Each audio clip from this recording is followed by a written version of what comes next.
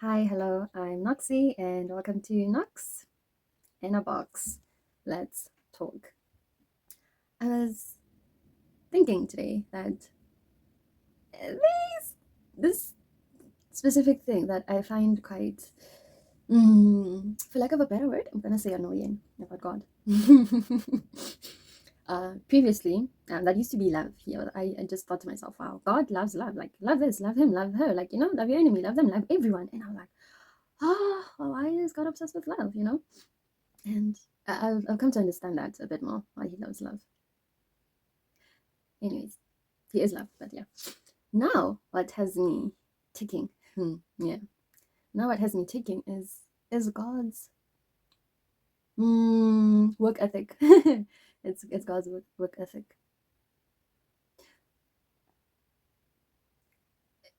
Hard work profits. Like hard work profits. All hard work profits. And you see this even with God. He created the earth, man, women, everything, in 6 days, and he rested on the seventh day. This got me thinking that we've sort of been conditioned to work less. That is the key thing that you'd hear most successful people say, that when people were asleep, I was awake. When people went to sleep, I was still awake. Like person would say, I wake up at 4 a.m. and my day ends at 4 a.m. to show that if you really want something, you go for it. This reminds me, oh yeah, of a teaching that God does not bless his children. He does, but he blesses the hungry. He blesses those who do not sleep, who eat sleep their dream, or who eat sleep their desires.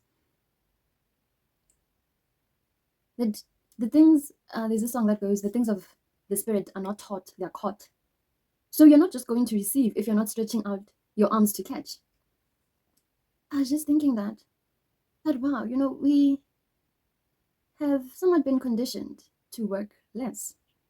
And on the outside, it looks beneficial to us. But then I think to myself, God worked 6 days out of 7 of the week. So that means if you have a normal day-to-day job, you're working from Monday to Friday. That means Saturday, you need to be working as well. You're either going to be working for your employer, or you will be making waves. And then find a day to rest. Sunday or any other day you want to rest, but yeah. And realize, oh, I love sleep. I love sleep. I love, I love sleep so much. When I think that in heaven, there's no night. It's just a you. And that's the problem. I love sleep. This is even spoken about in the word. That those who sleep, those who slumber, they shall not eat. And there's a saying like, the early bird catches the worm. That even when you're sleeping, you're not just sleeping in the physical, you're also sleeping in the spirit.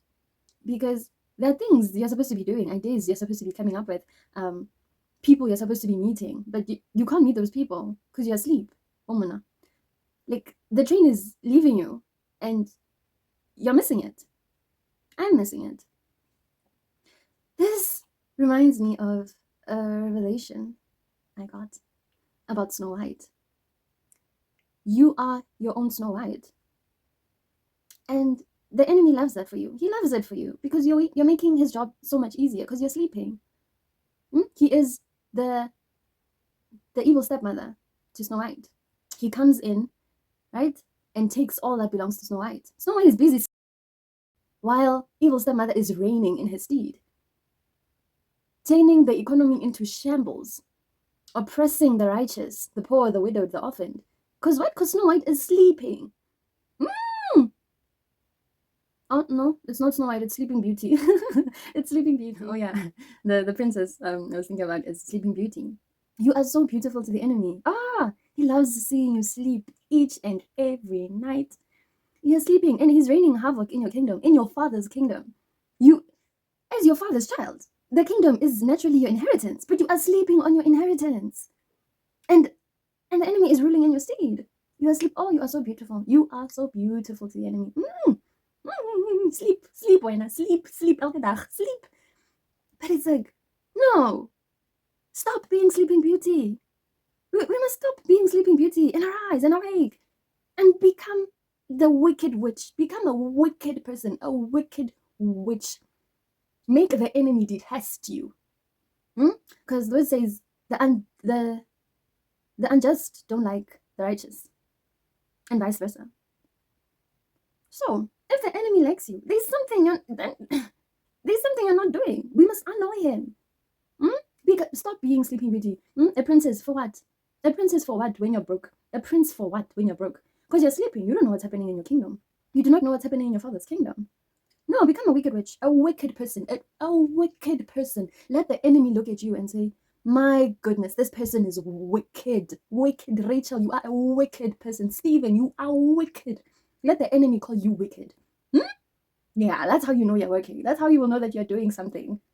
Because the Holy Spirit revealed it to me that, what is the, okay, let's summarize the wicked witch. The wicked witch. Wicked witch is seen as wicked because they go after what they want. What they go after, they believe is rightfully theirs. So they will bulldoze anyone who tries to get in their way.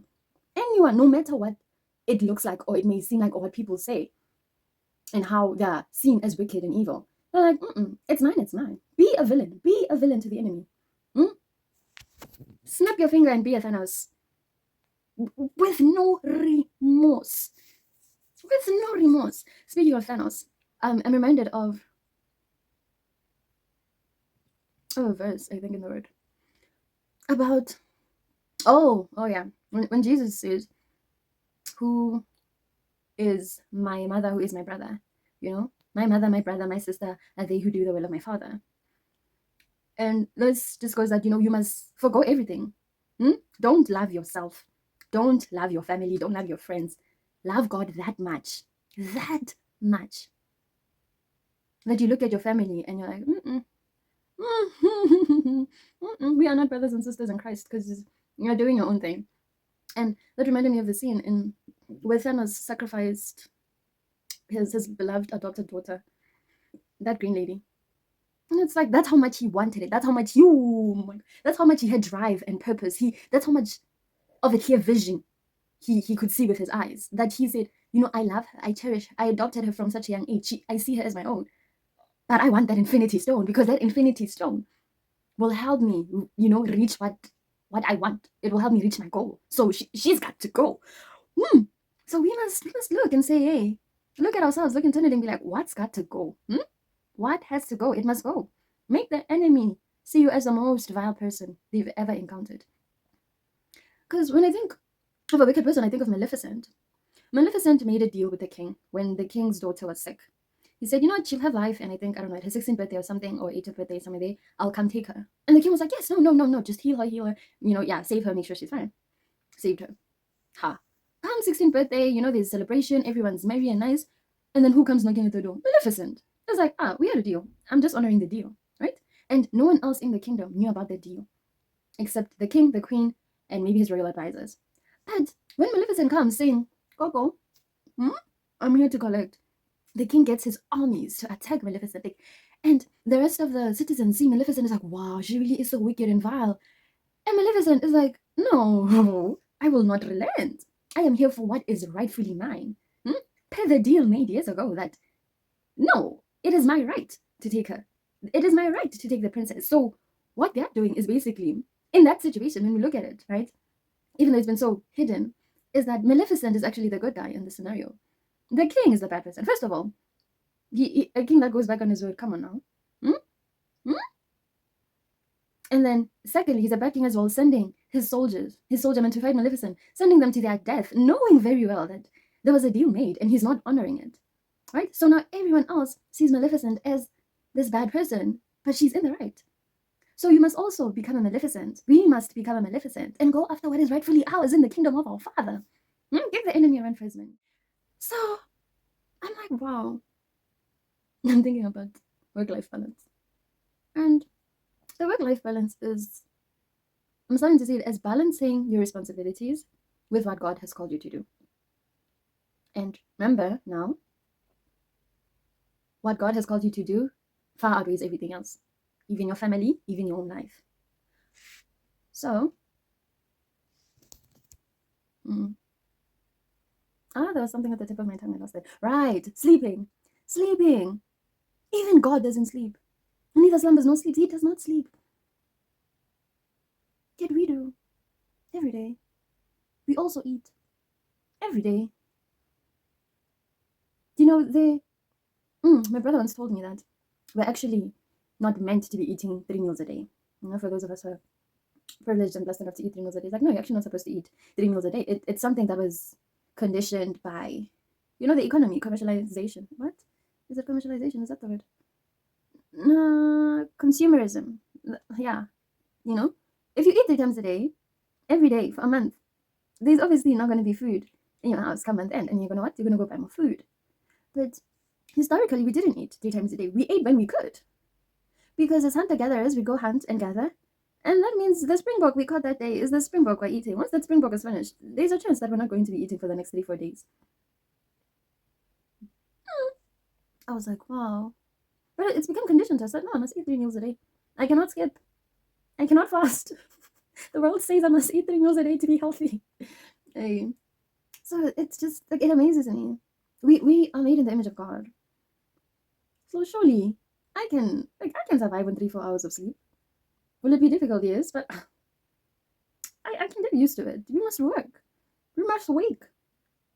The person whom which we are made in his image, he does not sleep nor slumber.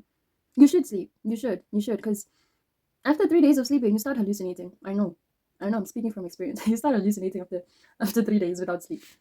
Like, straight 3 days without sleep. Full 24 hours, no sleep.